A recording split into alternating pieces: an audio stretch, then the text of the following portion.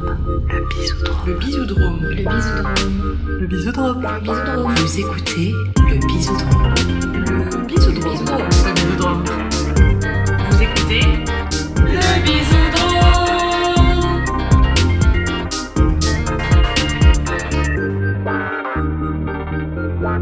Bonjour et bienvenue dans le Bisoudrome, le podcast où on réinvente notre manière de se rencontrer et de se faire des bisous. Je l'ai un peu écorché. Je suis Lélina, l'animatrice du podcast, accompagnée aujourd'hui de Tomelk. Salut. Aurore. Coucou. Et Lucie. Bonjour. Alors, Lucie, tu es là pour notre premier épisode dans une petite variation de notre format où normalement on est toujours à notre équipe type. Mais là, on a décidé de commencer à inviter des chroniqueurs d'un soir, d'une fois. Donc, tu es notre première chroniqueuse d'une fois. Et d'ailleurs aussi, vous vous demandez peut-être où est Lovla, qui n'est pas là aujourd'hui. Lovla est en plein déménagement, donc elle va être un peu absente du podcast pour peut-être quelques mois, mais elle va bien, elle est en déménagement et on verra après quelle est la nouvelle organisation parce qu'elle déménage un peu plus loin qu'elle ne l'était déjà jusqu'à présent. Donc voilà, on vous donnera des nouvelles de Lovela, mais pour aujourd'hui, Lucie est là. Merci pour l'invitation. Lucie, on t'a rencontrée par l'intermédiaire de Nicolas, notre super mixeur, habilleur sonore. Puisque vous avez le point commun de faire des conférences gesticulées. Et donc, tu fais une conférence gesticulée sur notre thème de ce soir, la dépendance affective qu'on a vue. Est-ce que tu pourrais nous dire ce que c'est une conférence gesticulée ? Parce que tout le monde ne connaît pas, je pense. En fait, c'est une conférence qui est un petit peu plus théâtralisée que ce qu'on peut attendre d'une conférence normale avec un PowerPoint, avec des slides, etc. Donc, il y a un peu de la mise en scène et surtout, c'est une conférence qui implique de mêler ce qu'on appelle des savoirs chauds, des choses qui nous sont arrivées dans notre vie personnelle et intime et quotidienne, avec ce qu'on appelle des savoirs froids, des réflexions et des analyses sociologiques, psychologiques et politiques et sociétales sur ce qu'on vit dans notre vie, et c'est un chouette outil qu'on en fasse une ou qu'on en regarde pour se sentir un peu moins seul et un peu plus puissante finalement par rapport à ce qui nous arrive dans la vie. Trop bien, bah grave d'accord. J'ai regardé, du coup on a regardé la tienne sur la dépendance affective et celle de Nicolas aussi sur le rapport au travail qui est super. Et elle passe actuellement à Lille, enfin tu l'as fait régulièrement à Lille, dont la prochaine date qui est dans 2 semaines quand sort l'épisode, je pense. C'est le mercredi 11 juin à 18h. Même moins de 2 semaines. au bar de l'Orangerie, café associatif qui est installé dans le Jardin des Plantes à Lille Sud. Un endroit hyper chouette, donc aussi une belle occasion de le découvrir si c'est pas encore le cas. Comme c'est une serre, j'espère qu'il fera pas trop chaud, parce que sinon on va avoir chaud. C'est vrai, mais du coup on vous donnera toutes les infos en barre d'infos pour que vous puissiez voir cette conférence gesticulée. Et du coup voilà, pour l'heure on va en discuter un peu déjà ce soir. Voilà, avec une question introductive que tu nous as proposée, Lucie, qui est pas si facile, qui est: quelle est la dernière fois où tu t'es sentie en insécurité affective ? Qui veut se jeter à l'eau sur cette question ? Bon, je vais y aller, comme ça, ce sera fait. Ok. Pas facile, non. Je dirais que c'était lors de mon dernier date Tinder nul, j'ai envie de dire, parce qu'ensuite, il y en a eu un mieux, mais qui abouti à une mise en couple, abouti à une histoire, une très belle histoire. Mais le dernier nul, du coup, on est en 2020. Et en fait, oui, là, je me suis senti jugé, observé en permanence, et comme si j'étais à l'extérieur de mon corps, et vraiment à me dire, bon, bah là, tu fais ça, là ce que tu es en train de dire, c'est nul, et vraiment à observer chaque... Bon, c'était une période où j'allais pas très, très bien, mais... Voilà, ça m'a fait réfléchir à la manière dont j'utilisais les applis de rencontres et à plus me protéger, l'idée de plus me protéger, de plus me retrouver dans ce genre de situation sans réfléchir avant à est-ce que j'avais vraiment envie de rencontrer cette personne, est-ce que j'étais dans de bonnes conditions pour le faire ou pas. Et là, en l'occurrence, c'était pas le cas. Et je l'ai appris à mes dépens. Merci. Quelqu'un d'autre ? Alors moi c'est un peu, enfin c'est pas con mais c'est marrant. Je m'occupe d'un cheval depuis quelques mois qui s'appelle Prince et donc Prince quand c'est adorable quand tu viens le chercher, tu l'appelles donc tu vois il a la tête qui se relève dans le paddock, il vient vers toi, mais quand tu le rentres après avoir bricolé avec lui, il se caille, il se tasse. Il se taille.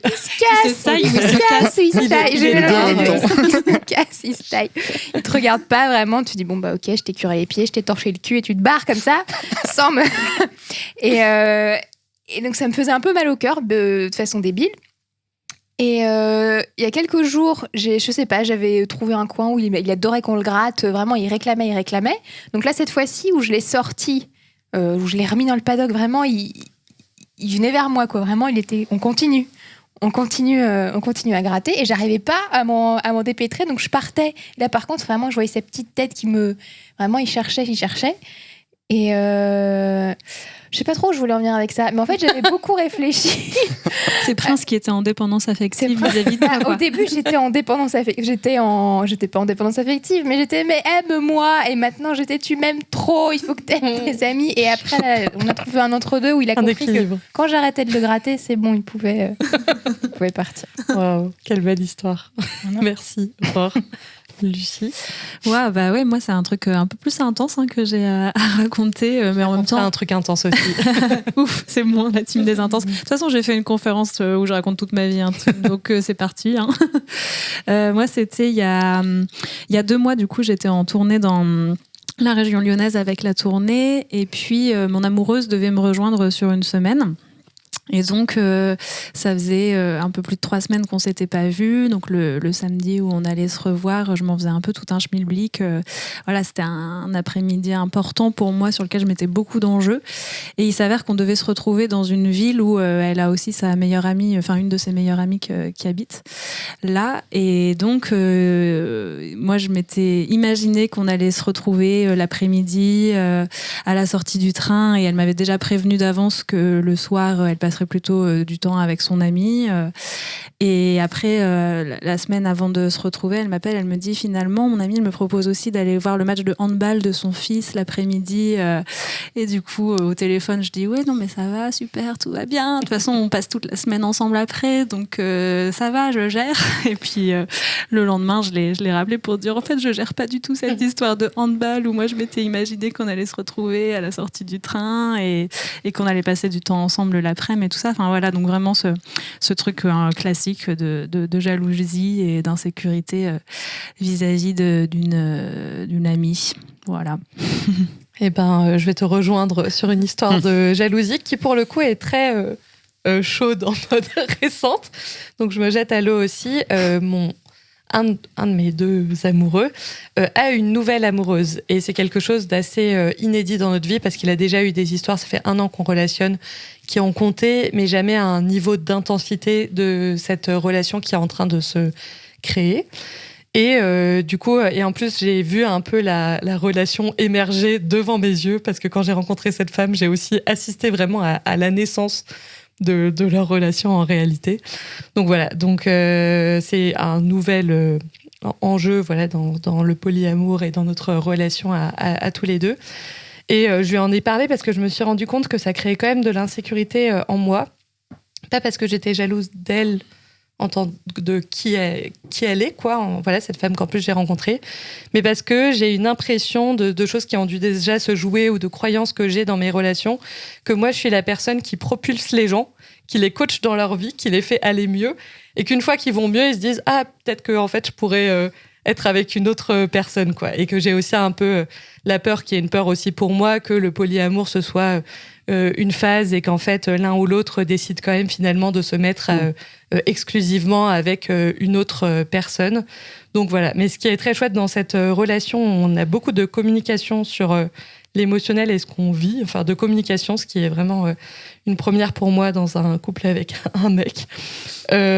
Du coup, on en a parlé et je me suis sentie tout à fait capable et le droit de lui dire que ça me mettait en insécurité et que j'avais cette peur-là et tout. Et en fait, c'est incroyable à quel point pouvoir discuter avec l'autre, ça désamorce aussi ce qu'on vit et les insécurités, quoi. Et c'est vraiment quelque chose que je trouve très, très chouette à vivre cette communication réciproque, parce que dire moi que j'ai des enjeux, je l'ai toujours fait, mais que ce soit vraiment réciproque et que l'autre aussi exprime ses insécurités, ça c'est nouveau pour moi finalement. Carrément. Et que ça fasse pas fuir l'autre, peut-être que tu nous en parleras aussi. Tout à fait, carrément. J'en parlerai. Mais du coup, on va introduire cet épisode. Donc, je vais l'introduire. Donc, on va parler de dépendance affective, vous avez compris. C'est un mot qu'on entend souvent, mais potentiellement sans forcément l'interroger, voir ce qu'il y a vraiment derrière ce mot.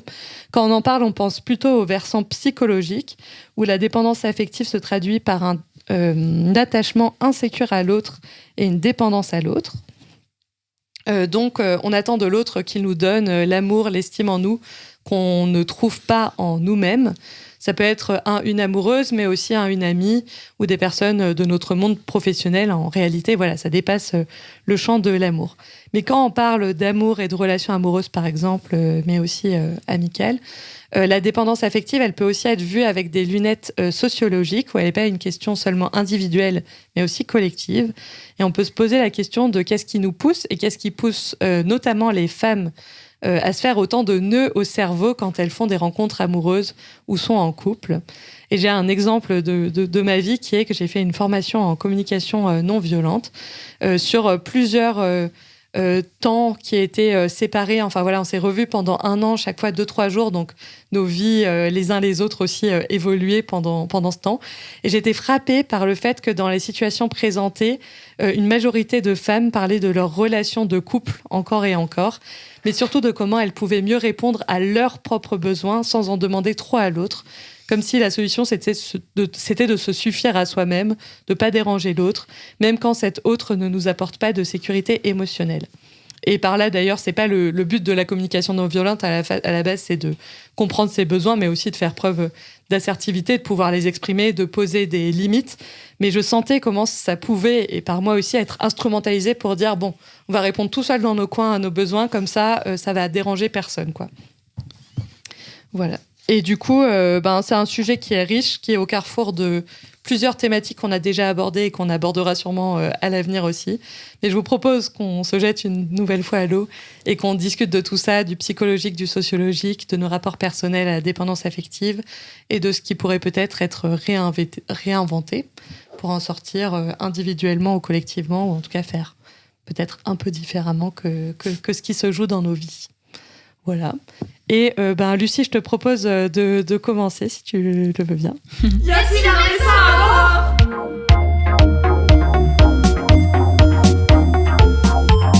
Y a-t-il un médecin à bord? Oui. Du coup, c'est vrai que moi, je peux partir du sujet de pourquoi j'ai voulu faire une conférence gesticulée sur cette thématique-là. Finalement, comme je le disais, comme ça parle de notre vie personnelle, les conférences, c'est suite à ma deuxième rupture en 2021. Donc, une deuxième relation plutôt longue en couple hétéro exclusif que j'avais à ce moment-là. Et à la fin de cette deuxième relation, je me dis, mince, comment ça se fait que je quitte une nouvelle fois mon partenaire, qu'est-ce qui marche pas chez moi, pourquoi j'arrive pas à rester en couple, quoi. Finalement, c'est ça la question qui m'a animée au début. Et puis, comme je reproduisais entre guillemets le problème avec 2 hommes différents, je me suis posé la question si c'était pas moi le problème, si j'avais pas trop d'attentes vis-à-vis du couple, si j'avais pas un amour trop excessif, trop possessif, trop exigeant. Et du coup, voilà, tu l'as dit, c'est avant tout un sujet qui est traité de la manière psy, ce sujet de la dépendance affective. Donc, je prends rendez-vous pour la première fois de ma vie chez une psy à l'époque, en 2021-2022, pour lui parler de mes problèmes de relations amoureuses. Et effectivement, quand on analyse un peu la dépendance affective d'un point de vue psychologique, les comportements problématiques, entre guillemets, qu'on peut laisser paraître, c'est se retrouver incapable à vivre la solitude, finalement, être jalouse, avoir une très petite estime de soi-même dans la relation, finalement. Et donc, avec le point de vue psychologique, à l'époque, moi, je me dis, j'ai pas assez d'estime de moi-même, donc il faut que je me reconstruise une estime de moi-même pour pouvoir avoir des relations amoureuses saines et épanouies. Et voilà, du coup, là, je vous fais un peu finalement le déroulé de mon cheminement personnel, mais qui est aussi finalement maintenant le plan de ma conférence.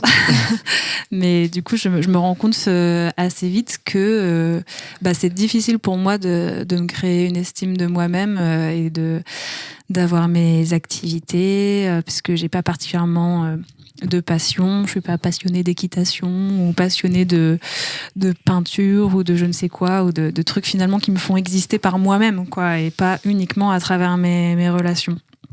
Et donc, c'est là que le côté socio arrive, parce que je me dis, est-ce que c'est pas parce que j'ai été éduquée et socialisée en tant que femme dans cette société que je n'ai pas de passion, je sais pas ce que j'aime dans la vie, et finalement ma passion c'est plutôt de faire plaisir aux autres et de me rendre disponible pour les autres, quoi. Une belle passion. Bah oui. Enfin, qui peut être transcendée par ailleurs, mais. Ouais, tout à fait. Mais avec ce truc un peu de ce qui me fait plaisir, c'est de faire plaisir aux autres. Mais donc, du coup, est-ce que ça compte comme plaisir personnel d'autant dépendre des autres dans le plaisir, finalement, aussi. Et donc, la partie socio de la conf qui, d'un point de vue du genre, se pose la question de pourquoi dans une relation, les hommes ont plutôt tendance à être fuyants en amour. Et là, je laisserai Tomel que nous éclairer, je pense, sur le sujet. Je ne m'étends pas là-dessus maintenant. L'homme. L'homme Je concerné. vais parler pour les hommes.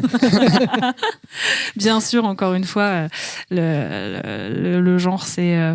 derrière les stéréotypes de genre, c'est de la sociologie, c'est des statistiques, et bien sûr que vous vous reconnaissez dans le comportement genré qui vous va, on va dire. C'est pas du tout des généralités. Mais du coup, après, se demander pourquoi les femmes, elles, ont moins tendance à être fuyantes et plutôt dépendantes en amour et dévouées en amour. Et en fait, la réponse sociologique à cette question, c'est que finalement, pour exister en tant que femme dans la société, on doit être aimé par d'autres, et qu'on a du mal à exister par nous-mêmes et de manière autonome et indépendante, finalement. Et donc, bien sûr qu'on met de la pression sur nos relations amicales et amoureuses, parce que si on n'en a pas, on n'existe pas. Donc forcément qu'on veut qu'elles existent, et on veut recevoir l'approbation et la validation des autres à travers ces relations, quoi.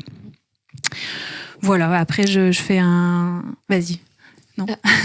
Vas-y. Je fais un raccourci là dans la conf, je fais tout un aparté un peu sur le lien aussi entre système hétérosexuel et capitalisme, et l'envie finalement de vouloir faire exister d'autres amours que l'amour romantique dans nos vies, qui pourraient être plus présentes.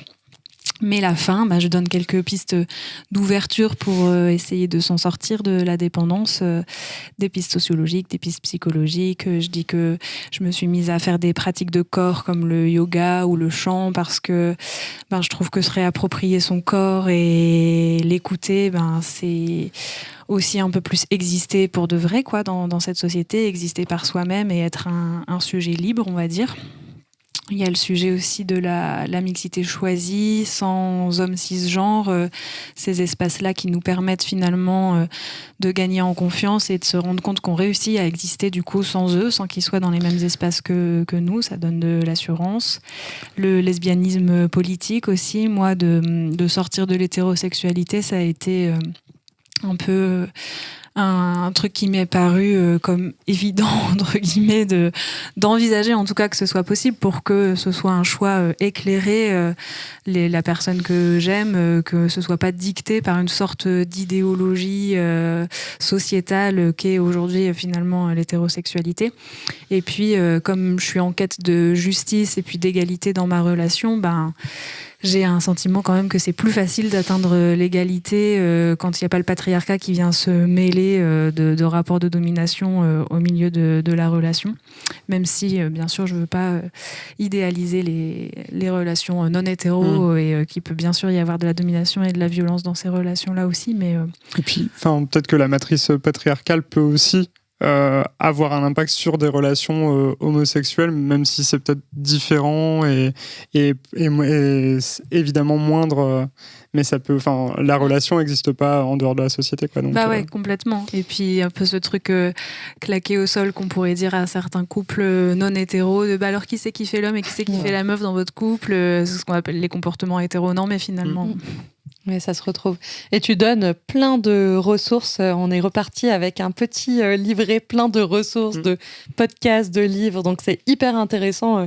Si le sujet vous intéresse, tu l'incarnes. Et puis en plus, là, on te voit pas chanter, C'est ça. faire du théâtre et tout. Donc c'est trop bien d'aller te voir. Et en plus, tu apportes vraiment plein de ressources pour après creuser ce qui nous intéresse là-dedans, quoi. Bah ouais, carrément des BD que j'ai lus, des podcasts que j'ai écoutés, des livres qui sortent beaucoup sur le sujet. Et effectivement, j'ai l'impression que c'est un sujet dont le monde a besoin en ce moment de se questionner sur ça. Voilà.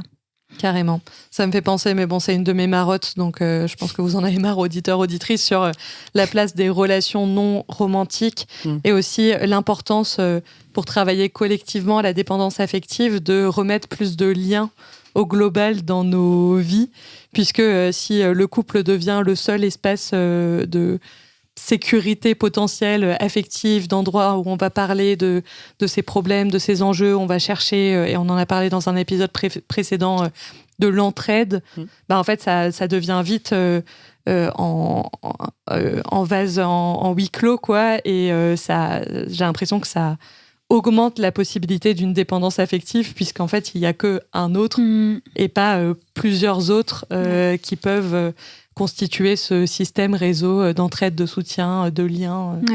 Ouais, complètement. Quand je vois, moi je me suis à un moment donné demandé, mais comment j'ai pu croire que une seule personne allait pouvoir assouvir mon besoin d'altérité finalement. Et il y a même un truc paradoxal que je sais plus où je l'avais lu, mais si finalement on ne fait tout dépendre que d'une seule personne, et ben on ferme un peu notre esprit finalement et presque on va finir par beaucoup se ressembler, donc on va devenir des clones l'un de l'autre et donc l'altérité n'est plus là et la vie est moins fun, quoi. Ouais. Oui, et du coup je trouve que c'est aussi intéressant, par exemple, pour tous les couples hétéros qui nous écoutent, que moi j'ai vraiment maintenant, je sais pas, je construis, alors je suis pas la seule, une vision du polyamour qui en fait inclut aussi toutes les personnes qui ont des grandes amitiés ou des relations platoniques, de dire, mais en fait, par exemple, ma meilleure amie Lovela, on a une relation amicale hyper forte, elle bâtit des relations amicales à d'autres hyper forts, on a des envies de communauté, et par ailleurs, elle est dans un couple hétéro dont elle a beaucoup parlé depuis des années dans le podcast, mais je trouve que ça aussi, c'est une manière de faire vivre plein de liens et de donner une place différente à l'amour romantique, ou en tout cas de le mettre dans un écosystème qui est plus large, quoi. Ouais. Oser répartir des activités, de se dire si je partais en vacances avec pas mon mec ou ma meuf cet été, mais d'autres gens. Mais ce qui est toujours un enjeu, hein. Moi j'en ai déjà parlé dans le podcast aussi, mais je partais rarement en vacances quand j'étais en couple. Et par ailleurs, maintenant, c'est aussi pas forcément les personnes avec qui je relationne qui sont mes personnes de choix, on va dire, ou avec qui je parle le plus en vacances. Et vraiment, je voyais dans le regard des autres et dans ce que me disaient les autres à quel point c'était anormal comme manière de faire les choses, quoi. Mes collègues, des parents d'amis, même des parents d'amis qui étaient là en mode « Ah, mais elle part pas en vacances avec son copain, mais pourquoi ?» Enfin, ça concernait beaucoup les gens. Enfin, ça disait vraiment quelque chose d'eux en miroir de très fort, quoi. Pour moi, ça rend la relation suspecte, quoi. C'est genre, oui, ça va pas très bien, quoi. Ouais. C'est bizarre, quoi. C'est bizarre de pas vouloir partir en vacances. Enfin, c'est vu comme pas vouloir partir en vacances avec son compagnon, sa compagne, quoi. Donc, plein de réinventions possibles. Complètement, ouais. Est-ce que... Oui, vas-y. Moi, j'avais une question, mais peut-être que tu vas pas vouloir... Je sais pas si c'est vraiment à propos, mais ça m'était venu parce que tu disais que tu n'avais pas de passion, tout ça. Mais est-ce que tu avais investi tes études ou pas spécialement? Est-ce que c'était un truc... Les études que j'ai faites, est-ce qu'elles m'ont passionnée? Bah, pas forcément, mais est-ce que c'était enfin, je sais pas, est-ce que c'était un truc que tu avais fait un peu par défaut ou c'était des études justement dans le soin ou je sais pas. Non, moi j'ai fait des études d'ingénieur et un peu par défaut, ouais, carrément. D'ailleurs, en fait, Tu en parles dans ta conférence de ces études d'ingénieur. oui, bon, rapidement pour avoir une excuse pour sortir des petits graphiques camembert pendant la conférence. Mais en plus, alors à un autre moment, j'en parlais aussi dans la conférence parce que quand je suis arrivée au premier week-end de la formation en octobre 2022, je n'étais pas totalement sûre du sujet que j'allais vouloir traiter dans la conférence. J'avais dit aux formatrices que je voulais soit parler du couple, ou alors, mon autre sujet qui me grattait à l'époque, c'était comment ça se fait que j'ai déserté l'ingénierie et j'ai pas du tout voulu travailler en tant qu'ingénieur après mes études et que j'ai fini barmaid dans un bar militant coopératif. Et parce que je pense que la réponse, elle est pour moi que j'ai suivi ce que j'appelle l'autoroute de la réussite scolaire sans trop me poser de questions et que je me suis pris ma première claque simplement en arrivant sur le marché du travail. Et donc, clairement, j'ai pas de métier passion en lien, en tout cas, avec les études que j'ai faites. Après, effectivement, je me suis réorientée et du coup, le dernier boulot que j'ai fait là d'être serveuse dans un bar, là, pour le coup, il me prenait bien du temps, bien de l'énergie et pendant que je faisais la formation à la conf, du coup, je commençais à travailler dans ce bar. Et c'est vrai qu'un de mes formateurs m'a dit est-ce que tu penses que tu te serais senti de te lancer dans cette activité professionnelle si tu avais été en couple ? Et c'est vrai que je suis pas sûre. Enfin, je me demande si c'est pas parce que j'étais dans une période de ma vie où j'étais pas en couple et donc je me sentais très libre et justement à avoir du temps à me dire à quoi j'ai envie de consacrer mon énergie en ce moment. Et c'était pas au fait de me mettre en couple, mais plutôt de tenir un bar. Et du coup, ça m'a laissé cette opportunité-là.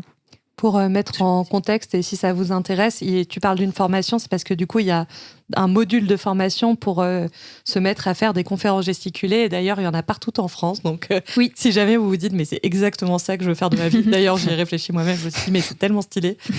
Du coup, j'ai cherché. Et voilà, il y a des modules de formation pour faire votre conférence. Voilà, c'est ça. Et du coup, c'est l'Étincelle qui forme sur l'île. Mais effectivement, il y en a un peu partout. Je vous mettrai le lien. Il y a un site qui référence toutes les formations pour les conférences gesticulées en France. Et c'est vraiment important de dire que c'est une formation collective parce que on s'apporte vraiment mutuellement les uns les unes les autres.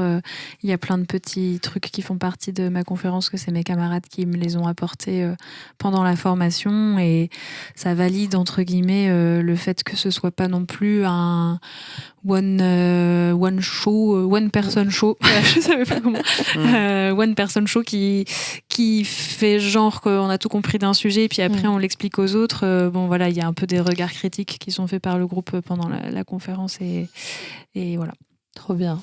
Merci Lucie pour merci cette chronique. Ouais. Mais tu restes là, hein. Tu peux continuer à intervenir. Non, mais là je me casse, je rentre chez moi, je vais dormir. Bon. On va essayer de tenir notre timing pour tous aller se coucher. Du coup, Tomel, qu'on peut passer à ta partie. Il y a une étude qui dit que. Il y a une étude qui dit que. Une étude qui dit que. Il y a une étude qui dit que. Et allez, c'est parti.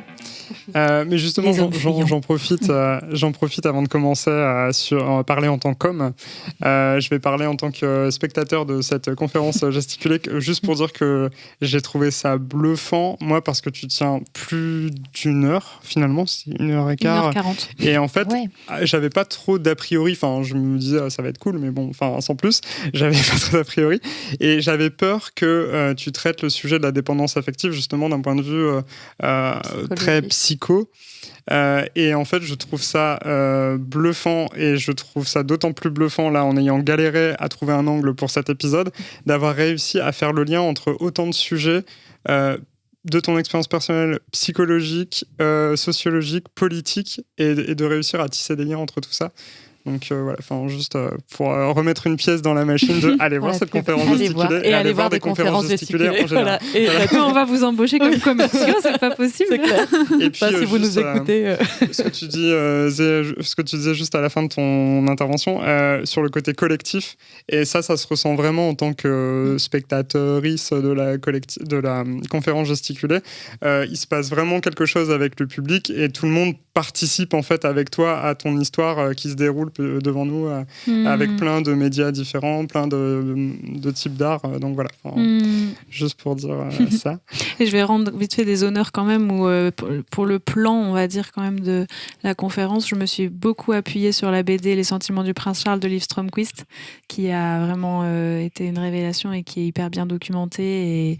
Et voilà, il y a des grosses parties que j'ai reprises de cette BD et puis Le cœur sur la table de Victoire Soilion, bien sûr. Du coup, c'est deux grosses rêves qui m'ont aidé à structurer, on va dire, les savoirs.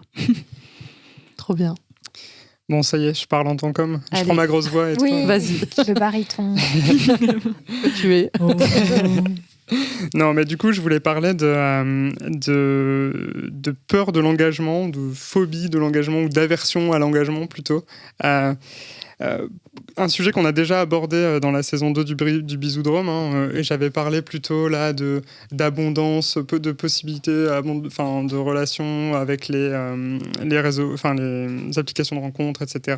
Et du coup, la difficulté à s'engager, etc. Enfin, c'était plus cet angle-là que je ne vais pas réaborder vraiment aujourd'hui. Mais du coup, je voulais aborder cette thématique un peu en miroir de la dépendance affective et voir un peu les liens qu'il y a entre les deux et dans des relations notamment hétérosexuelles avec un comportement qui est plutôt féminin, comme on l'a dit, une expression féminine, celui de la dépendance affective, et de l'autre côté, un comportement qui va être plutôt masculin, en fait, celui de la peur de l'engagement ou de la fuite au cours d'une relation. Et du coup, en fait, la hot take, comme on dit, c'est de dire que ce phénomène de peur de l'engagement, ce serait en fait l'expression d'un rapport de domination sociale dans le couple et en l'occurrence de domination émotionnelle des hommes sur les femmes. Donc, petit disclaimer, petit préambule, les hommes peuvent aussi évidemment être sujets à de la dépendance affective, y compris dans le couple hétérosexuel, mais bon, là, voilà, ça existe aussi. Et par ailleurs, la peur de l'engagement, elle peut être aussi vécue tragiquement, et ça peut faire souffrir les hommes qui en sont, qui ont ces comportements-là, quoi. Donc voilà, c'est pas histoire d'accuser, c'est une description sociologique des choses et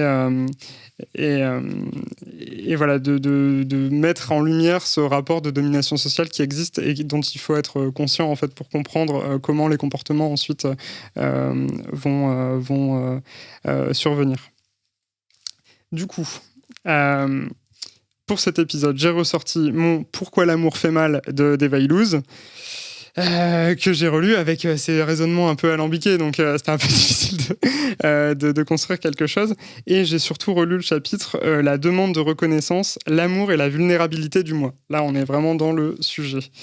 Et Eva Illouz, en fait, analyse la peur de l'engagement comme un phénomène socialement et culturellement structuré, évidemment, et elle place au cœur de son analyse le capitalisme émotionnel et la culture de l'individualisme propre à la société moderne. Et c'est-à-dire à la fois la marchandisation des émotions, mais aussi la logique rationnelle et individuelle qui est appliquée aux relations amoureuses. Et elle critique notamment, là on va faire des liens avec ta conférence Lucie, mais elle critique des discours très en vogue qui vont dans ce sens, notamment le discours de la psychologie, et encore plus toute la vulgarisation psychologique écrite pour les femmes, et tout ce que j'ai pu trouver en tapant dépendance affective sur YouTube. Elle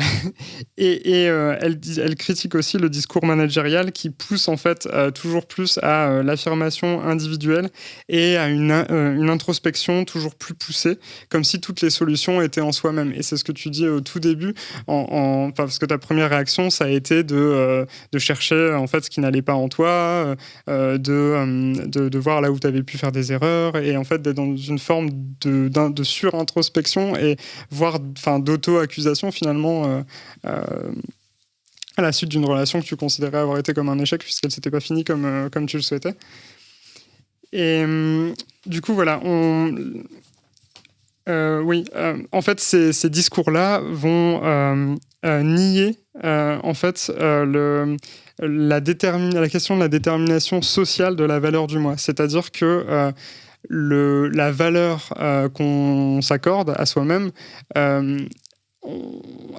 d'après ces discours, elle peut être fixée par nous-mêmes. Il faut avoir une haute estime de soi, il faut construire cette estime de soi, alors qu'en fait, la valeur qu'on a socialement, elle est toujours, en fait, à un moment ou un autre, elle passe toujours par le regard des autres. Oui, même si tu parlais des passions, même si tu as des passions et que du coup, ça te donne une bonne estime de toi, ça te donne une bonne estime de toi parce que les autres vont reconnaître ces passions comme légitimes, et donc finalement on passe toujours par le regard des autres, et donc c'est ce qui Vaillous critique en disant que c'est artificiel, quoi, ces discours-là, parce qu'on passe toujours par les lunettes de l'autre. Oui, c'est vraiment cet adage d'être là en mode il faut se connaître soi-même, s'aimer soi-même, s'accepter soi-même avant de rentrer en relations qui sont quand même pas mal décriées, de dire mais en fait on est en interdépendance permanente, on peut pas c'est bien de travailler sur l'estime de soi, sur l'amour de soi, voilà, mais on peut pas, en plus on n'attend que la relation amoureuse, on n'attend pas les relations amicales, on n'attend pas les relations filiales, les relations de travail. C'est juste qu'on se dit, ok, on va être la meilleure version de nous-mêmes pour l'amour amoureux. Par contre, le reste, ça peut être des endroits d'interdépendance et d'apprendre à être la meilleure version de nous-mêmes. Enfin, voilà, c'est un discours qui est un peu hors sol. Par rapport à nos réalités d'être des humains, des êtres sociaux, quoi. Après, je pense que ça existe aussi dans d'autres types de relations, mais que c'est exacerbé dans la relation amoureuse parce que c'est vraiment celle qu'on valorise le plus et dans laquelle on espère, on pense pouvoir trouver le plus de reconnaissance finalement dans la société actuelle. Et du coup, on arrive au nœud en fait qui va lier les deux notions, dépendance affective et peur de l'engagement. Et c'est l'opposition que fait Vaillous entre reconnaissance et autonomie. C'est-à-dire qu'aujourd'hui, dans la société libérale moderne, l'impératif d'autonomie de l'individu va être vraiment prépondérant et prévaut sur l'impératif de reconnaissance et de la reconnaissance que peuvent nous apporter les autres. Or, les hommes, du coup, sont soumis à cet impératif d'autonomie. Et les femmes sont aussi maintenant soumises à cet impératif d'autonomie, et parfois pour le meilleur, c'est bien qu'on soit tous des individus autonomes.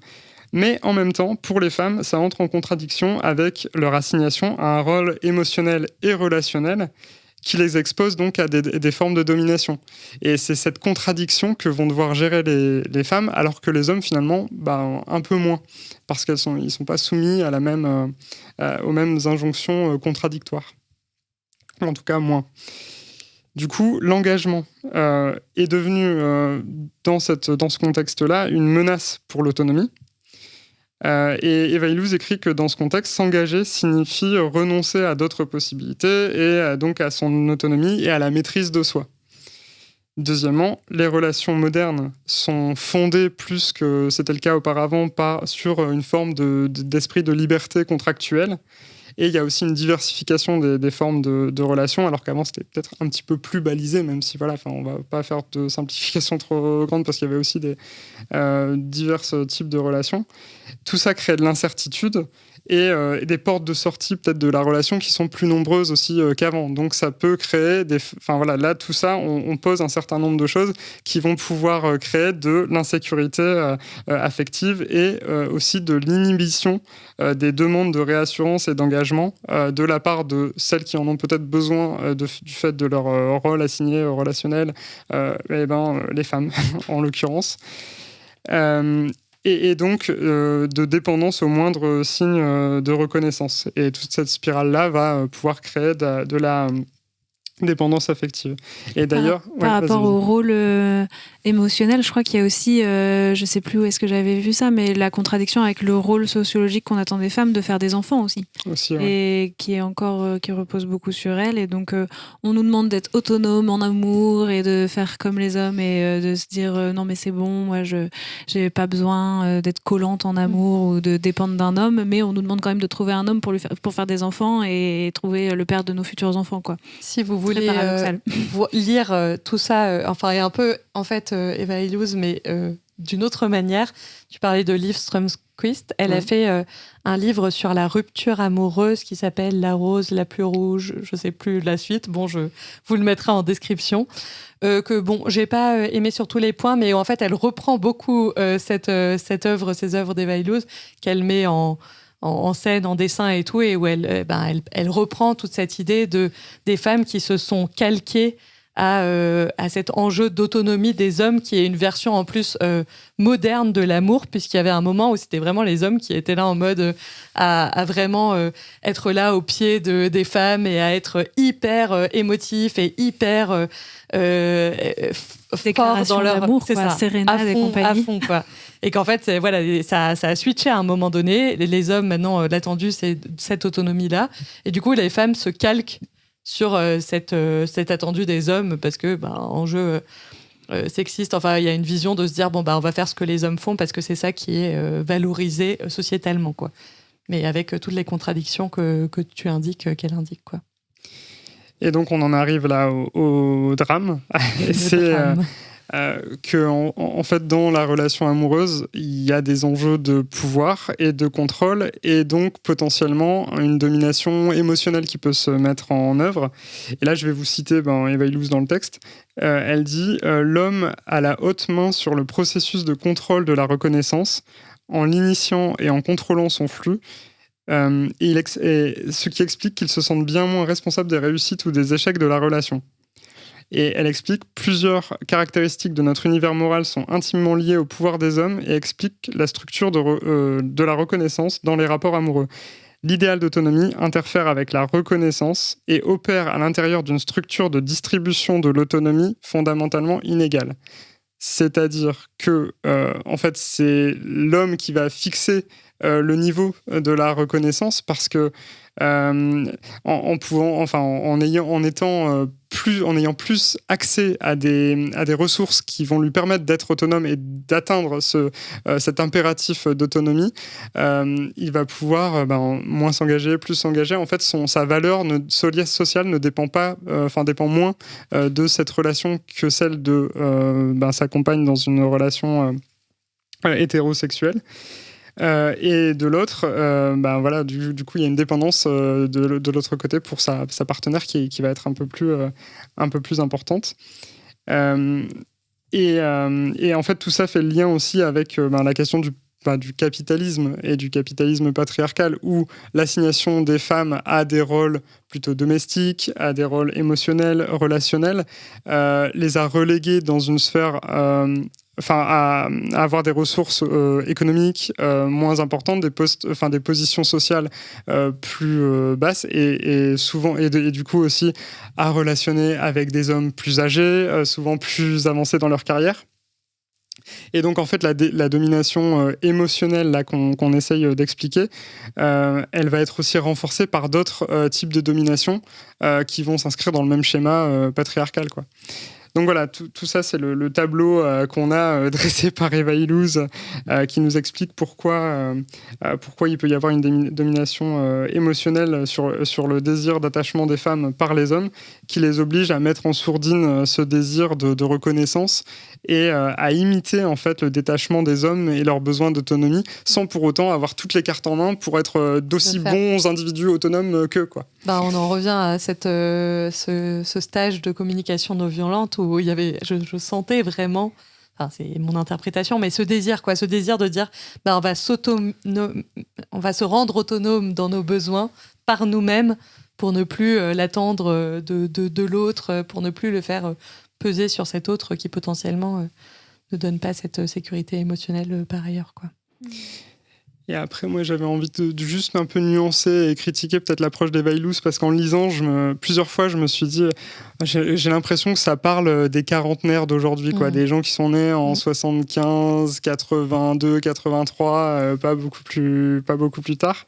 Et d'ailleurs, elle a écrit en 2012 cet essai. Déjà plus de 10 ans. Donc forcément, ça a peut-être un peu vieilli.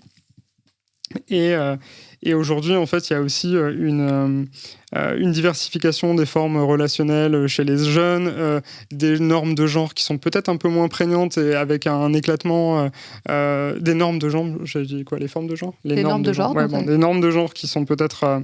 voilà, les normes de genre évoluent et il y a une diversification aussi des formes relationnelles qui fait qu'on peut peut-être nuancer le discours assez binaire et très genré et très axé sur les relations hétérosexuelles d'Eva Illouz, même si la dynamique et les enjeux du capitalisme patriarcal et de la marchandisation des émotions sont toujours, je trouve, pertinents.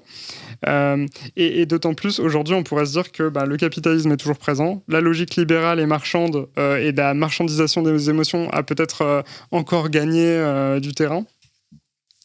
Et il y a donc une injonction à l'autonomie de l'individu qui est sûrement encore plus puissante qu'il y a quelques années, et notamment pour les femmes. Et c'est ça que j'avais envie de voir en ouverture, et surtout pour les femmes qui ont effectivement accès à des ressources qui peuvent les rendre autonomes, donc les femmes plutôt de classe supérieure.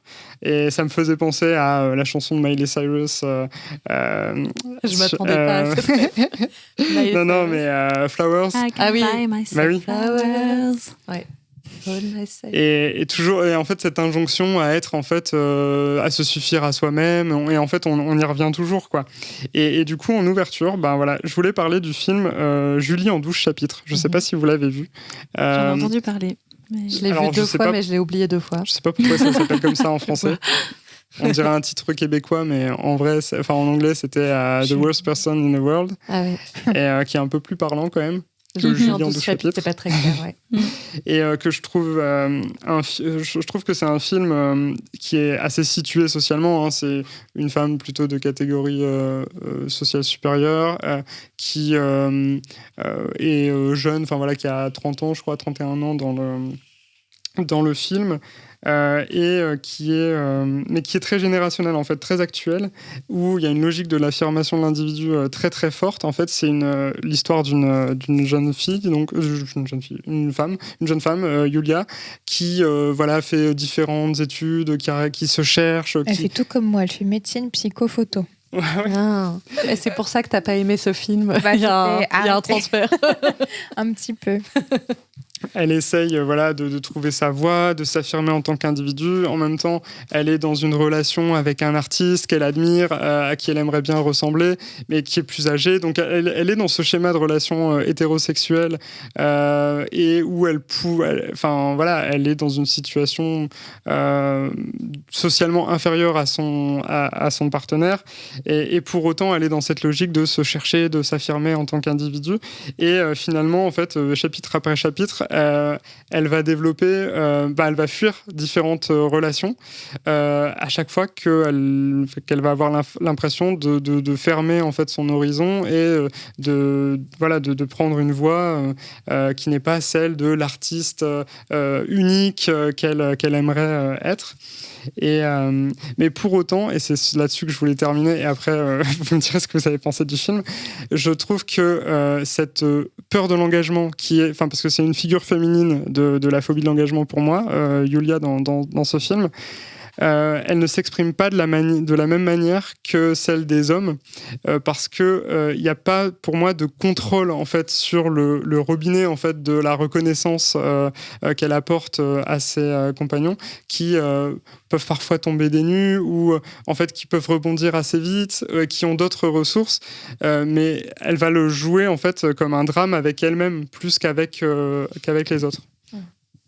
Elle va voir ça comme aussi un échec personnel, le fait de finir ses relations. En fait, franchement, j'aurais du mal à en parler ce film, puisque, comme dit, je l'ai oublié 2 fois. Du coup, moi, juste, ce qui me choque, c'est pourquoi ça s'appelle The Worst Person in the World. Est-ce que, dans le titre, ça suggère que c'est une mauvaise personne de faire ça, de de fuir ces relations et de penser entre guillemets à elle en priorité ou... Je crois qu'il y a un double sens du titre parce que ça peut s'appliquer à elle, mais ça peut s'appliquer, il me semble, à son deuxième compagnon aussi dans le film, parce qu'à un moment, la narratrice, parce que c'est elle qui raconte son histoire, parle de son deuxième compagnon comme the worst person in the world, parce que en fait, il se sent nul, qu'il est dévalué par le regard qu'elle porte sur lui, parce que c'est pas un artiste. Bon, après, c'est un film aussi qui parle de l'art, de l'écriture et du rapport de l'artiste à son œuvre fantasmée ou qui est en train de se construire. Mais donc, ça peut être l'un ou l'autre, finalement. Ça me fait penser, je vous mettrai une vidéo d'une interview d'Eva Illouz qu'on a regardée. Thomas Elk aussi, on en avait discuté après, où elle parle de tous ces concepts-là. Et à la fin, elle a quand même une ouverture qui est intéressante, et je trouve qu'elle est intéressante pour la suite de, Eva Illouz, c'est une illustre sociologue, mais qui a des années, qui est pas toute jeune et qui a aussi, du coup, une position qui peut aller avec son âge et des textes qui sont pas complètement nouveaux et tout. Où à la fin, on lui dit, mais quand même, je sais pas comment c'est, mais elle critique beaucoup du coup ce manque d'engagement de nos générations qui en fait est un truc des hommes mais qui maintenant est aussi quelque chose des femmes et qui fait que plus personne ne s'engage quoi. Et à la fin elle dit quand même mais à choisir entre pas d'engagement et pas de liberté, je choisis la liberté, quoi. Donc, en fait, on n'y reviendra pas à un engagement à l'ancienne où les gens avaient potentiellement pas le choix que d'être ensemble toute leur vie pour des raisons X ou Y, voilà. Mais que, en fait, il y a plein de choses à réinventer, réfléchir, et que le but c'est pas un retour en arrière, quoi, malgré la critique qui est formulée sur le fait que il y a cette perte de l'engagement, tous ces liens avec le capitalisme, l'individualisme, et tous ces enjeux de normes. Et que par ailleurs, la liberté qu'on a acquise et que les femmes ont acquise, c'est chouette, quoi. Un euphémisme, c'est super. Voilà. Mais c'est vrai que par rapport à ce que vous dites sur l'année de parution de ce livre et de ces études, je ne sais pas si vous avez dans votre entourage des gens... du coup, moi, j'ai 31 ans. Je me sens boomeuse déjà à 31 ans. Et je n'ai pas dans mon entourage des personnes de je sais pas, moi, peut-être entre 15 et 21 ans, avec qui parler de qu'est-ce que c'est leur rapport à l'amour et aux relations, finalement. Voilà. Allons faire un micro-trottoir. Il faut interviewer des ados. Trouvons des jeunes. Ah, mais oui. Que pensent les jeunes Une très bonne idée. J'aimerais bien comparer effectivement la vision de Eva Illouz des relations et est-ce que les jeunes d'aujourd'hui, je vais vraiment parler comme une vieille, comment ils construisent leur relation et voilà. Lucie, tu viendras faire un épisode bonus, un micro-trottoir avec nous. Avec ma nouvelle matière. On a quand même parlé dans l'épisode sur les premières fois. Après, il faut qu'on change de rubrique, mais qu'il y avait des schémas qui quand même se reproduisaient, surtout dans le passage à l'âge adulte où la norme du couple et du couple hétérosexuel est toujours très très forte. Mais je vous invite à écouter notre épisode première fois. Et après, juste après, j'arrête, mais oui, c'est Marie Bergström justement qui actualise un peu ces réflexions-là et qui critique aussi un petit peu Eva Illouz en parlant de diversification des formes relationnelles, etc. Et en fait, ce qu'elle dit aussi là-dessus, c'est que la norme du couple est toujours très puissante et du couple hétérosexuel monogame, même si il faiblit, mais surtout qu'en fait, il se déplace dans le temps et qu'il arrive plus tard dans la vie qu'avant. Et que du coup, il y a une période autour de la vingtaine où justement, il y a peut-être ces enjeux de moindre engagement, etc. Mais c'est parce qu'en fait, il est plus acquis qu'avant que les jeunes de 20 à 29, 30 ans vivent des expériences plus qu'avant, quoi. Et ça peut aussi modifier la vision qu'on a des relations. Et elle dit aussi que même si le couple est prépondérant, et même parmi les vingtenaires, ça se dit. Ouais.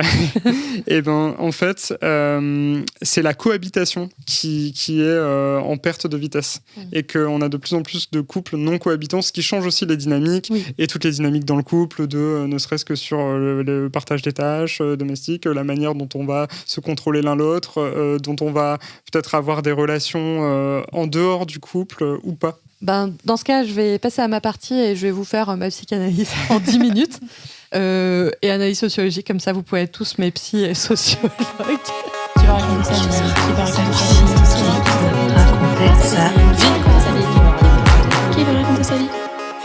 Et je vais vous parler de mon enjeu avec la dépendance affective, où moi j'ai fait un bon mélange de cet enjeu d'être autonome et en même temps d'être une femme, enfin voilà, et de plein de choses.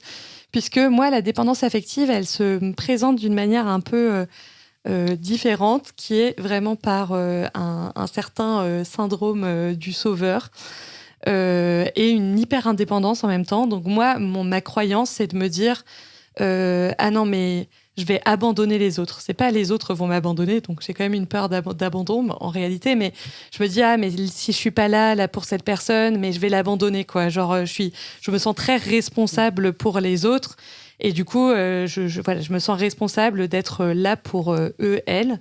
Et ça, en réalité, ça crée de la dépendance affective, puisque du coup, si j'ai l'impression de faillir à ma tâche, je culpabilise et je me sens pas bien, et du coup, je peux faire aussi passer les besoins des autres avant les miens parce que je veux être là pour eux, elles et les soutenir. Donc, je me suis rendu compte là, cette dernière année surtout que je portais beaucoup de responsabilités sur moi et que en faisant ça, je faisais quand même beaucoup passer les besoins des autres avant les miens. Et que, par exemple, je me rappelle, c'est anecdotique, c'est aussi le fait que j'ai plein de passions, plein de hobbies et que plein de choses qui m'emmènent en dehors de chez moi, mais qu'il y avait une fille il y a 2-3 ans qui m'avait dit ce serait bien qu'un jour sur 2, vous restiez chez vous le soir, quoi, parce que là, c'est un peu beaucoup comme activité, quoi. J'étais là, ouais, ok, ça me semblait vraiment un peu un vœu pieux. J'étais là, ouais, un jour, je resterai un jour sur 2 chez moi, quoi.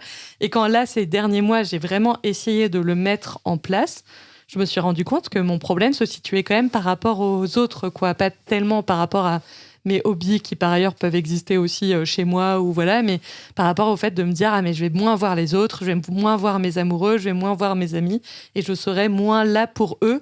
Et que vont-ils faire sans moi dans leur vie, quoi? Enfin, voilà. Et finalement, ce qui amène à une peur de l'abandon, puisque si je faillis à mon rôle d'être là pour eux, peut-être que les gens vont plus avoir besoin de moi, quoi. Ce qui est vraiment le syndrome du sauveur, c'est de se dire, mais en fait, c'est en sauvant l'autre, en l'écoutant, en lui rendant service, voilà, qu'on va avoir de l'amour de l'autre. Et du coup, si on n'est plus la personne qui sauve, qui aide, qui rend service, du coup, on n'est plus aimable au sens de avoir le droit, enfin, être aimé, quoi. Donc ça, je me rends compte que c'est vraiment quelque chose de très fort chez moi, par rapport auquel je travaille vraiment depuis surtout quelques mois maintenant, quoi. Et qu'est-ce que je voulais dire par rapport à ça? C'est vraiment, j'ai pas scripté, j'étais en mode, je vais vous parler de ça tranquille. Être aimé, aider les autres. Qu'est-ce que je voulais raconter? Tu disais que tu travailles actuellement. Ouais. Qu'est-ce que c'est? Il y a des enjeux sur la dépendance, d'aider les autres. Oui, bon, j'ai perdu mon idée. Ou alors la socio, encore une fois, est-ce que tu t'es demandé, est-ce que les personnes qui ont été éduquées femmes dans notre société ont plus tendance à être syndrome du sauveur que... Ah carrément. Et du coup, mais je fais un bon mélange parce que du coup, je fais un syndrome du sauveur et en même temps, je me dis, il faut que je sois être super indépendante. Donc moi, je veux pas être aidée. Je veux juste aider les autres, quoi. Donc, et j'en ai beaucoup parlé dans les derniers épisodes, j'ai beaucoup de mal à être aidée. Par contre, je suis toujours dans une situation d'aide et c'est ça que je voulais dire. On a les langages de l'amour. Moi, mon langage de l'amour, c'est vraiment rendre service, quoi. Et ça me paraît très en lien avec ça. Et rendre des gros services. Moi, c'est vraiment ça, mon truc, quoi. Parce que les petites attentions et tout, ça marche pas parce que j'ai des enjeux d'attention et que du coup, penser à envoyer un petit message le matin à quelqu'un parce que la personne vit un truc important ce jour-là, ça va complètement me passer au-dessus de la tête. Mais par contre, être là pour un déménagement, être là pour relire un mémoire, être là pour écouter quand la personne a des problèmes et tout, enfin, ça va être hyper présent. Avec du coup, en miroir, des enjeux d'évitement, puisque du coup, ce que j'ai beaucoup fait dans ma vie, c'est complètement me fatiguer, enfin m'épuiser à être là pour les autres et à pas écouter mes propres besoins. Et du coup, tout d'un coup, du jour au lendemain, genre je fuis et après je suis toute seule chez moi et je parle à personne parce que en fait c'est trop, ça demande trop de ressources en moi et que en faisant ça, moi je prends pas soin de mes besoins et je laisse pas les autres non plus prendre soin de mes besoins. Et du coup, c'est quelque chose qui s'est vraiment beaucoup joué dans mes relations. Et ce qui a été le plus tragique, c'est la relation amoureuse de 7 ans que j'ai eue, dont j'ai déjà parlé, où pour le coup, la personne m'a manipulée et du coup a joué là-dessus pour créer une emprise et pour me montrer à quel point c'est une personne qui devait être aidée et sauvée et précaire, et à quel point voilà, c'était parfait pour moi de pouvoir mettre toute mon aide dans cette relation-là. Et ce qui, je pense, a compliqué la chose après, parce qu'il y avait beaucoup de chantage, enfin, en tout cas, une idée implicite de se dire « Ah, mais si je la quitte, potentiellement, elle va mourir. » quoi. Il y avait vraiment l'idée de potentiellement, sa précarité va être trop grande, sa santé mentale va être trop fragile, et du coup, quitter la personne, c'est pas juste mettre fin à une relation, mais il y avait vraiment l'idée, c'était potentiellement mettre fin à la vie de la personne. Quoi.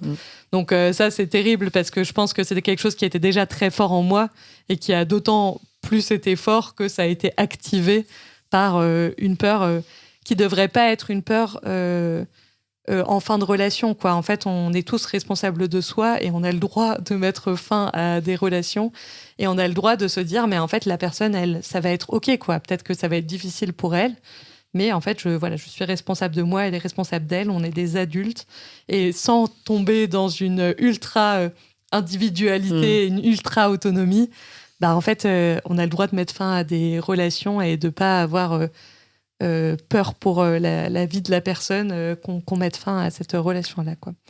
Donc voilà, donc c'est des choses sur lesquelles je travaille en ce moment. Et je réussis maintenant à passer un soir sur 2 chez moi. Et je pense que là, ça fait en des mois de me rendre compte qu'en fait, mes amis restaient mes amis, que en fait, si j'étais pas là toutes les semaines à les voir, c'était pas forcément quelque chose qui mettait fin à l'amitié. Voilà, que je pouvais aussi dire que les choses m'allaient pas, et on revient ou que j'éprouvais de l'insécurité, on en revient à mon anecdote de début, et que dire que les choses vont pas ou exprimer de l'insécurité, ça met pas fin à la relation. Ça, c'est fou aussi. Et du coup, ça, je le fais de plus en plus. J'ai l'impression d'avoir ouvert cet outil. Et en ce moment, tout ce que je fais, alors j'ai encore beaucoup de mal à demander de l'aide. Là, vraiment, c'est le truc sur lequel je travaille.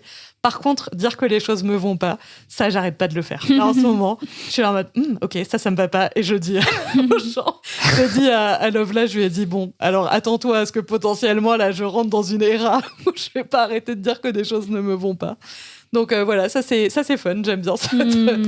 En fait, j'aime bien les discussions qui suivent, parce qu'en plus, les discussions qui suivent, mais en fait, le conflit, c'est intéressant, c'est important, et dire que des choses vont pas et répondre à ses besoins, c'est aussi nourrir la relation, nourrir le lien, et permettre une vulnérabilité et une profondeur dans ce lien qui est trop chouette, et c'est ce que je vois à chaque fois que je le fais.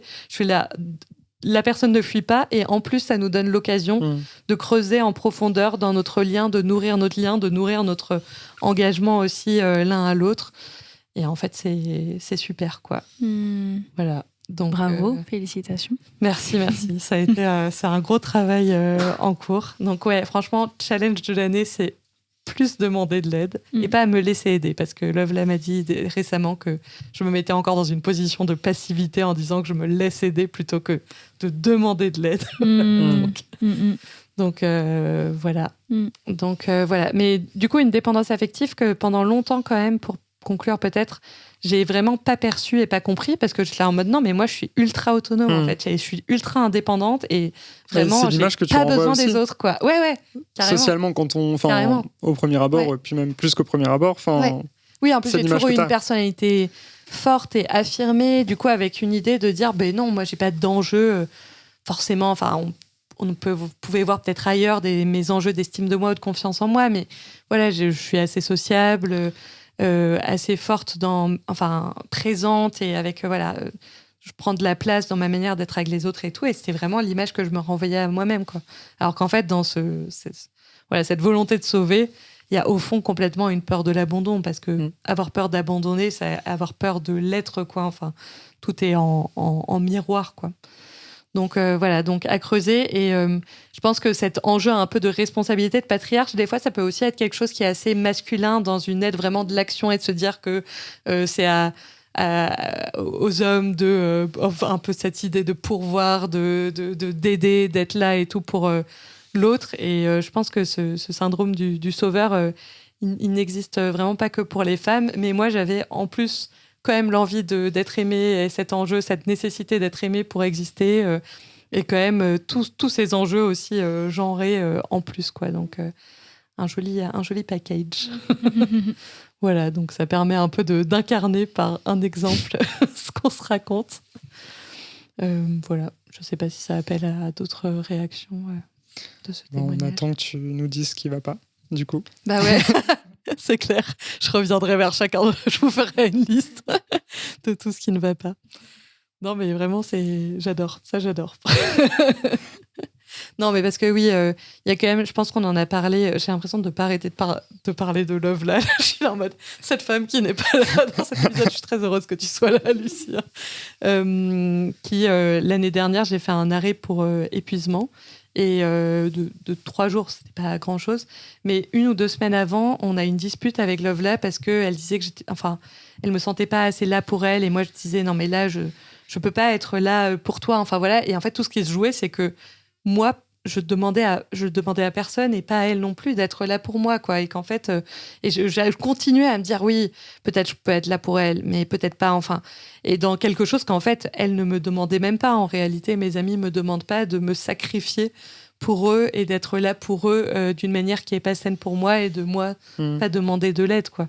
Et en fait, quand cet arrêt est arrivé, on a revu cette histoire et cette dispute à cette nouvelle lumière, et après on s'est dit ouais, mais en fait c'est ça qui se jouait, c'est que moi je m'en rendais pas du tout compte, mais en fait ça allait pas du tout et j'étais pas du tout en capacité d'aider, quoi.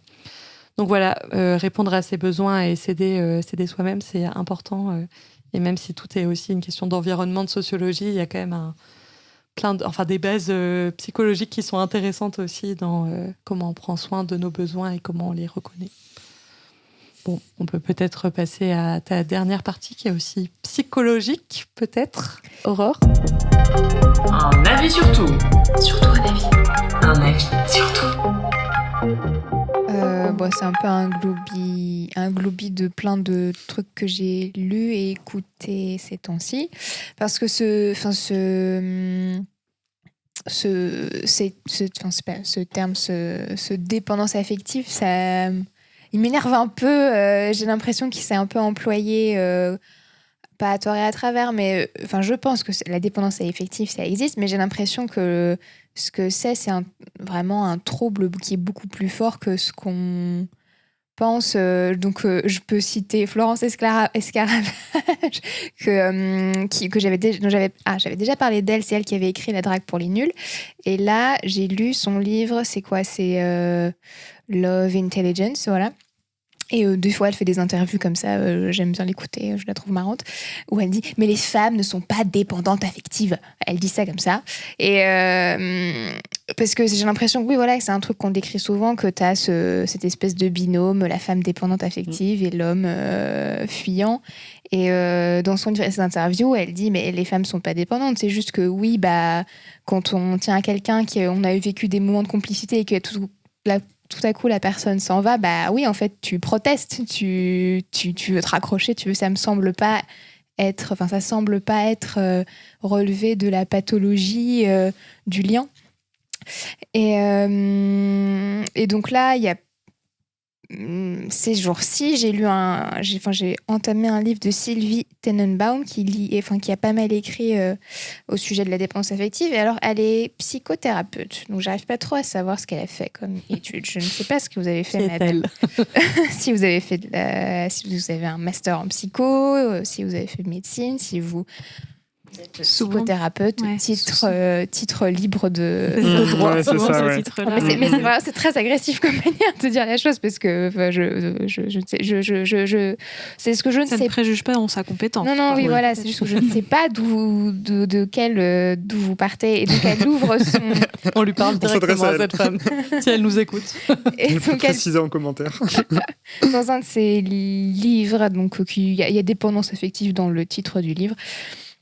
Elle l'ouvre en disant l'adulte qu'il devient. Alors, en parlant du dépendant affectif, elle part de cet enfant qui a vécu des carences dans son enfance. Donc, l'adulte qu'il deviendra souffrira de dépendance affective problématique, ou pire pathologique. Cette dépendance conditionne les autres, ce qui signifie que toutes les formes d'addiction sont les conséquences d'une dépendance affective pathologique. Donc, ça fait un peu le lien aussi avec ce que je vais vous dire après sur vraiment l'addiction, là en venant d'un docteur, d'un psychiatre qui s'appelle Laurent Carilla, qui lui aussi voit beaucoup Faustine Bollard comme Florence Escaravage. Donc voilà, lui qui est psychiatre, addictologue. Donc je m'étais dit, ah tiens, c'est chouette, youpi, l'addiction. Oui, qui lui aussi dit un peu que vraiment les gens qui ont qui ont un alcoolisme, voilà, vraiment une addiction à une substance, il y a toujours voilà, un peu des racines. Et c'est un peu comme Sylvie nous disait, mais oui, les racines sont la dépendance affective. Et donc j'ai un peu... Ça me dit, ah bah tiens, je vais continuer à lire ton livre. Et en fait, dans son livre, des fois je me dis, il n'y a pas un peu d'effet Barnum quand même avec tout ça. Donc l'effet Barnum, C'est quoi ? c'est... je peux vous raconter. Donc ça, c'est une expérience en psychologie qu'un professeur un jour a fait à ses étudiants. Il leur a fait passer un test psychologique censé évaluer la personnalité. Il leur a donné tous ensuite leurs résultats. Tous ont lu le résultat. Il a demandé de lever la main ceux qui trouvent que ce résultat correspond à qui vous êtes. 90% des élèves lèvent la main. Il a dit, faites-vous lire maintenant le papier entre vous. Et tous avaient le même descriptif sur le papier. Donc en fait, l'effet Barnum, c'est un biais cognitif qui se produit lorsque les individus croient que les descriptions et les déclarations génériques de personnalité s'appliquent spécifiquement à eux-mêmes, alors qu'en réalité, elles pourraient s'appliquer à presque tout le monde. Et donc des fois... Quand je lis son livre, donc elle parle de cette triade de Capman, la victime. Ah oui, on n'en a pas parlé. C'est vraiment la base quand on parle de dépendance affective en psychologie, développement personnel. On parle de cette triade victime, bourreau, sauveur, dont j'aurais pu parler en parlant de syndrome du sauveur. Et en fait, son livre, il est construit comme beaucoup de livres de dev perso, psychologie dev perso, c'est elle explique un concept et sans forcément donner, si elle donne quand même quelques sources, mais c'est pas non plus c'est quoi ces sources, c'est pas, je sais pas, c'est pas vraiment de la médecine, c'est pas vraiment de la psycho, c'est des livres un peu, je sais pas, comme Yves Aybouz, des fois je dis mais c'est vraiment de la branlette ce que vous faites. J'ai l'impression que c'est peut-être ne nous écoute pas Sylvie. Non mais pas Sylvie, même plein d'autres gens, mais et ensuite, elle va surtout, ce qu'il y a beaucoup dans ce livre-là, ce sont des exemples de situations de vie. Et donc déjà, souvent, c'est des exemples, alors oui, qui sont... donc elle va donner en fait une description de quelque chose où finalement tout le monde s'identifie un peu. Tu dis bah oui, moi aussi je dois être un peu ce sauveur par moment, un peu cette victime, un peu ce voilà. Et après c'est des descriptions de situations de vie. Tu dis ouais, effectivement c'est quand même c'est chaud quoi. Enfin c'est des gens qui ont, je sais pas, une façon de voir les choses, la vie qui est quand même, tu dis oui d'accord, là c'est quand même très très extrême comme construction de vie et parcours de vie. Et donc et puis à un moment elle dit pourtant il est admis que l'on ne peut bien aimer que si l'on s'aime suffisamment soi-même, qu'il est impossible de donner de l'amour s'il n'existe pas en soi, pour soi. Et moi je suis mais ça sort d'où Sylvie? Il est admis. C'est vrai, c'est ça. Et elle dit vraiment il est admis et il n'y a pas de source Sylvie, alors que des fois tu mets des sources et là j'aimerais bien, enfin j'ai l'impression que c'est des genres de phrases qu'on entend très souvent, il est admis que, ou c'est la vérité, mais alors je veux bien un développement de l'histoire de la philo qui explique pourquoi les philosophes pensent que, mais ouais, c'est le bon sens, quoi. Il y a rien qui prouve que, enfin oui, quand tu l'entends, pour moi c'est impensif, quoi. J'en ai pas un autre qui me vient. Est-ce que vous avez un poncif, un autre type, votre poncif préféré chacun? Oh là, il faut que je le prépare. Non, si vous en avez un qui vous vient, voilà. Mais j'ai l'impression que c'est le genre de, oui, comme quand il y a pas de doute, non, quand il y a doute, il y a pas de doute, ou bah bon. Oui, c'est un peu ça. Est-ce que c'est de l'anxiété ou est-ce que c'est de l'intuition? Ça, c'est une grande question, je pense, que je me pose souvent. Par exemple, oui. Mais bon.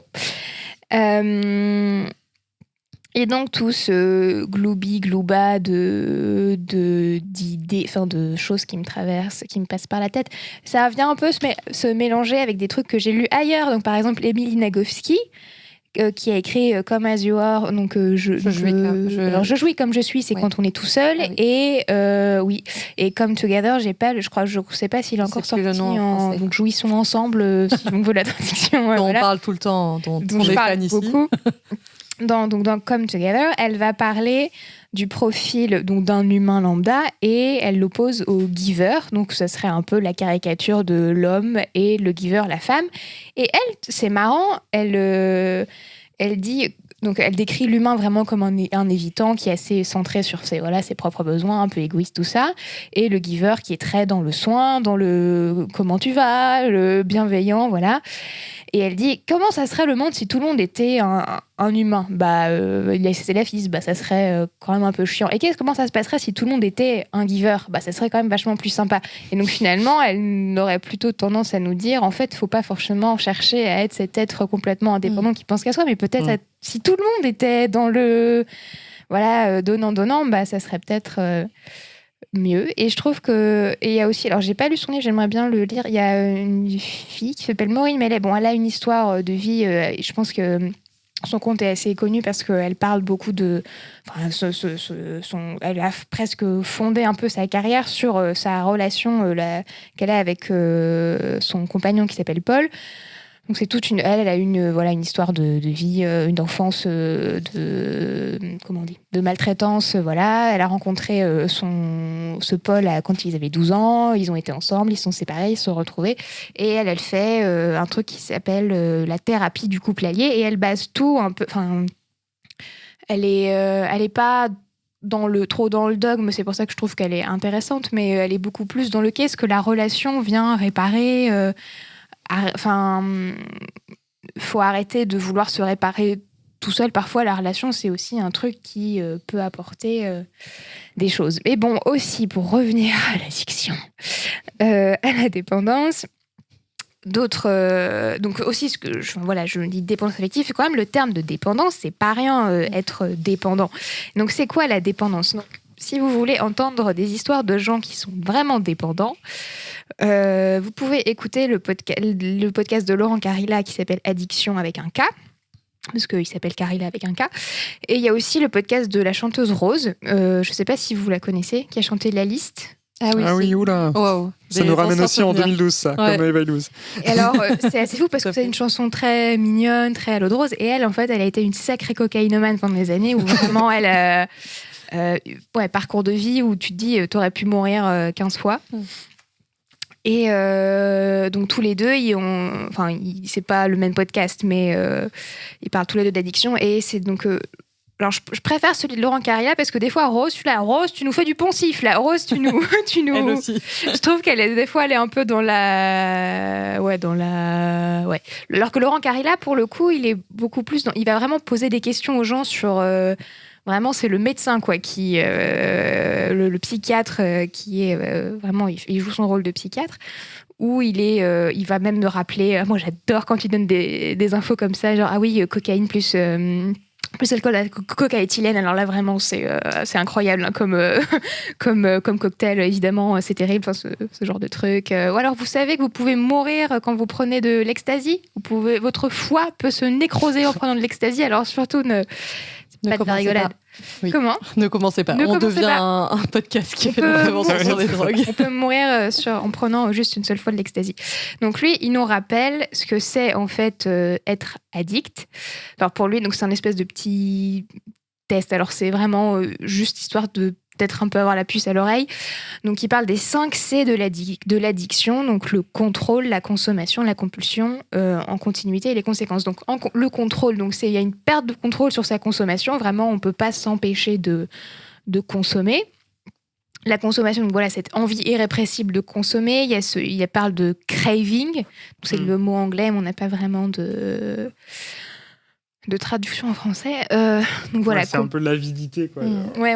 Envie d'avoir. Une obsession même forte, aussi. ouais. Il y a beaucoup de gens qui l'interviewent. Donc il parle de. Donc il y a des gens qui sont addicts à des substances, mais il y a aussi l'interview aussi des gens qui sont addicts au sexe. Et en fait, c'est les comportements qui vont vraiment loin, au point où les gens peuvent se faire mal, vraiment se masturber pendant des heures, au point d'avoir mal. Donc des fois, c'est bien d'écouter ça, c'est-à-dire, ça remet un peu en perspective les propres comportements. En fait, la dépendance affective, ce qu'on n'a pas dit, c'est que c'est un trouble psychologique. Enfin, c'est vraiment. C'est pour ça. C'est quelque chose qu'on utilise dans le sens commun, mais qui en réalité a aussi, des bases, des bases de troubles, en tout cas, qui peut être vu comme un trouble et qu'on utilise évidemment souvent dans un abus de langage. Mais en fait, tout ce que tu dis, ça va très en lien avec mettre des lunettes sociologiques, en détourner aussi le regard du psychologique, même s'il peut avoir des intérêts, parce que c'est ça, c'est ce que tu dis, c'est que le psychologique, ça peut vite nous mettre dans des travers de se dire mais oui, c'est moi qui suis, et puis potentiellement les femmes de dire voilà, c'est moi qui suis dépendante affective, et voilà, même si ça va plus loin, et de se dire il faut que je travaille sur moi, et de chercher des solutions aussi individuelles, et que tout ce qu'il y a en fait ça marche. Le fonds de commerce, et c'est peut-être pour ça qu'on a mis du temps à aborder ce sujet aussi, le fonds de commerce psychologique de développement personnel autour de la dépendance affective, il est florissant, quoi. Et écouter des podcasts faits par des femmes pour des femmes, des livres de développement personnel faits par des femmes pour des femmes, qui disent à quel point on est dépendante affective et comment s'en sortir par une meilleure estime de soi, c'est partout, quoi. Et que du coup, c'est, je trouve, vraiment un terrain miné où en réalité, il y a des choses psychologiques qui sont intéressantes. Travailler sur l'estime de soi, c'est super, en fait. Comprendre ses émotions, ses besoins, c'est super, mais que ça a vraiment été hyper... c'est hyper miné, quoi, parce que... Mais on en revient, c'est le lien avec le sociologique, quoi. Vraiment le psychologique, sociologique de... ça dit des choses plus grandes et plus collectives sur nous que juste une sorte de dire toi, t'es dépendante affective, moi, je suis dépendante affective, et débrouille-toi avec ça, quoi. Et je trouve que tout ce que tu nous présentes, ça permet bien de montrer un peu toutes ces... Enfin, tu parles de choses différentes, mais qu'est-ce que c'est pas, et voilà, tout ce que le développement personnel aussi peut dire, et en fait, tous ces exemples sur la dépendance affective, on est en mode, peut-être, allez-y avec des pincettes, avec du discernement, il y a sûrement des choses à prendre, mais en tout cas, c'est intéressant d'avoir aussi toute cette réalité collective, ces réflexions sociologiques, de voir aussi ce que c'est vraiment une dépendance, une addiction, et ce que c'est pas. En vraiment addiction-dépendance, ça me fait penser à Mon mari de Maud Ventura, où c'est vraiment une femme qui est addicte à son mari, ce qui dit aussi quelque chose de plus grand qu'elle, mais ça va vraiment très loin dans ce qu'elle fait, parce qu'elle est complètement obsédée par son mari, avec un plot twist à la fin, mais je ne vous en parle pas. Donc voilà, je trouve que là, ça présente une histoire d'addiction en amour qui est assez forte. Moi, ça m'évoque... effectivement, encore une fois, pas dans ce truc de pathologiser là où il n'y a pas à pathologiser, mais tu disais pour l'addiction, c'est toujours consommer. Donc je me dis, est-ce que par exemple, moi j'ai des copines qui m'ont témoigné qu'elles n'ont jamais été célibataires presque depuis leurs 18 ans ou leurs 20 ans. Donc est-ce qu'il y a une forme d'addiction qui ne met pas en péril la vie, normalement, sauf si on tombe dans une relation conjugale violente. Mais avec ce truc de là dans notre cas de la consommation de relations qui est addict parce que parce qu'on a toujours envie d'être en couple, par exemple. Ouais, peut-être. Après, il y avait juste un dernier petit C, c'était les conséquences qui sont l'usage continu malgré les conséquences négatives. Oui, ça, typiquement, je suis dans des relations toxiques, dans des relations qui me font du mal, et pour autant, je continue. Ou je sais que ça me ferait du bien, alors c'est pas un niveau d'addiction, mais ça me ferait du bien d'être un peu célibataire mais je retrouve tout de suite une relation après, et quand même, ça me semble préférable à un peu de solitude, quoi. En tout cas, de l'amour amoureux. Oui, donc je dirais que c'est là où se pose peut-être la question effectivement, de la dépendance affective. Et peut-être qu'il y a des gradients, je sais pas, des niveaux de. Et aussi, sur l'autre chose sur laquelle il insiste, c'est aussi les différents niveaux de lecture de l'addiction ou de compréhension. Tu as le niveau biologique, neurologique, avec tout ce qui se passe, effectivement, les produits qui interagissent avec le cerveau, qui interagissent avec le cerveau, je sais peut-être très mal dit, mais tu as le niveau psychologique, les pensées en fait que tu vas avoir autour de ta consommation. Des fois, tu vas justifier, tu te dis que tu en as besoin, tu minimises, il y a tout l'aspect cognitif et tu as aussi vraiment l'aspect du contexte, quoi. Les occasions où tu consommes, si tu as de la famille qui est aussi dans l'addiction, si tu es dans un milieu professionnel où les gens consomment, donc ça crée plein de niveaux de choses qui interagissent entre elles et aussi ces 5 de contexte et aussi donc ces 5 C, donc il faut qu'il y ait donc pour être dans l'addiction, il faut avoir ces 5 C pendant 12 mois. Continue. Oui. Bon, voilà. Il faut je commence à faire ma voix douce parce qu'il faut qu'on finisse cet épisode. Non, voilà. Ouais. Mais c'est bien, ça termine un peu sur une sorte de avertissement. C'est un mot fort, mais d'alerte sur le fait que vous avez aussi peut-être cliqué sur cet épisode en mode je me sens concernée et je cherche des solutions ou quoi. Enfin voilà, et que en fait je pense que cet épisode il y aurait encore plein de choses pas à de dire. Solution en fait. Mais et le développement personnel c'est de la merde. Alors, oui. En tout cas, il faut. Enfin, je pense que c'est intéressant d'avoir toutes ces lectures différentes et que les développements personnels, moi, je trouve que ça peut être intéressant. Mais quand on a ces doubles lectures, c'est ça. Et c'est plus de complexité peut nous donner à voir un podcast de développement personnel sur la dépendance affective qui va nous dire des poncifs et nous dire voilà ce qu'il faut faire pour ne plus l'être et voilà quoi. Ou bien même d'aller voir un psy quoi, parce que en fait c'est pas, enfin toi à un instant T tu ressens ce que tu ressens, tu te sens dans une relation dans laquelle tu développes une sorte de dépendance affective, donc aller voir un psy en fait c'est une bonne idée et ça peut t'aider à mettre des stratégies en place. Mais en fait, et on en revient à tout ce qu'on a dit juste avant, quoi, c'est qu'il faut juste pas s'arrêter là et être et de pas tomber dans la fausse conscience en fait de croire que c'est toi qui es responsable de ce qui t'arrive et etc tout ce qu'on a dit auparavant, de tomber dans l'auto-culpabilité et de pas voir que t'es en fait dans une société et des relations voilà c'est ça, tu as ta petite responsabilité mais dans un cadre, dans une matrice.